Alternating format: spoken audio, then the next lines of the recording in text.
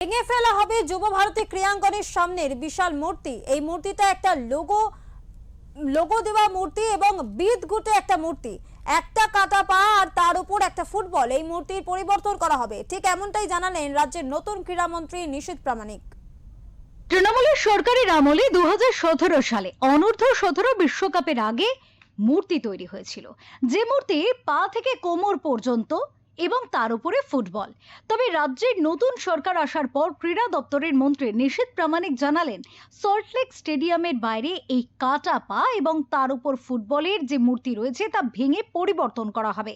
কলকাতার ডার্বি দেখে বেরিয়েই রাজ্যের ক্রীড়া মন্ত্রী অসন্তোষ প্রকাশ করেছিলেন। তার বক্তব্য, এই মূর্তিটা একটা লোগো মারা বিদঘুটে একটা মূর্তি, একটা কাটা পা, তার উপর একটা ফুটবল।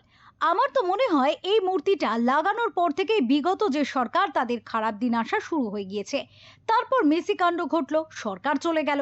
নিশ্চিতভাবে আমরা ওরকম একটা অদ্ভুত মূর্তিকে রাখবো না, যার কোনো মানে নেই, অর্থ নেই। আমরা ওটাকে পরিবর্তন করব। একটা লোগো একটা অদ্ভুত বিদঘুটে একটা মূর্তি, একটা কাটা পা, তার উপরে ফুটবল। আমার তো মনে হয় এই মূর্তি লাগানোর পর থেকেই এই যে বিগত সরকার তাদের মানে খারাপ দিন আসা শুরু হয়ে গেছে। তারপরে মেসি কাণ্ড ঘটলো, সরকার চলে গেল। নিশ্চিতভাবে আমরা ওই ধরনের কোনো একটা অদ্ভুত বিদঘুটে মূর্তিকে, যার কোনো মানে নেই, অর্থ নেই, আমরা রাখবো না। আমরা সেটা পরিবর্তন করবো। এছাড়াও ম্যাচ প্রসঙ্গে তিনি বলেন, একটা রোমহর্ষক ম্যাচ, দুই দলের দারুণ পারফরমেন্স আমরা দেখেছি। খেলায় হার জিত থাকে, তবে দুই দলই যথেষ্ট ভালো খেলেছে। কলকাতার সমর্থকদেরও প্রশংসা করেছেন তিনি এদিন। তবে তিনি আরও একটি প্রসঙ্গে কথা বলেন। বিশ্বখ্যাত খেলোয়াড় ফুটবলার লিওনেল মেসি কলকাতায় আসার পরে যে ঘটনা ঘটেছে সে প্রসঙ্গে কথা তুলে তিনি বলেন, যারা সেদিন অর্থ খরচ করে লিওনেল মেসিকে দেখতে এসে লাঞ্ছিত হয়ে ফিরে গিয়েছেন, তাদের সকলের প্রাপ্য অর্থ ফেরত দিতে হবে। এ বিষয়ে ক্রীড়ামন্ত্রী হিসেবে তিনি এবং তার সরকার পাশে থাকবে বলেও আশ্বাস দিয়েছেন। পাশাপাশি এ বিষয়ে কড়া পদক্ষেপ নেওয়ার কথাও বলেছেন যারা দোষী তাদের বিরুদ্ধে। লক্ষ্য ছিল যে মানুষগুলো প্রতারিত হয়েছে, যে মানুষগুলো খেলাধুলোর আঙিনায় এসে, ক্রীড়াঙ্গনে এসে যারা অপমানিত হয়েছে, লাঞ্ছিত হয়েছে, যারা চোখের জল ভাসিয়ে যাদেরকে এই ক্রীড়াঙ্গন থেকে ফিরতে হয়েছে, সেই মানুষগুলোর ন্যূনতম সম্মান আমি ফিরব।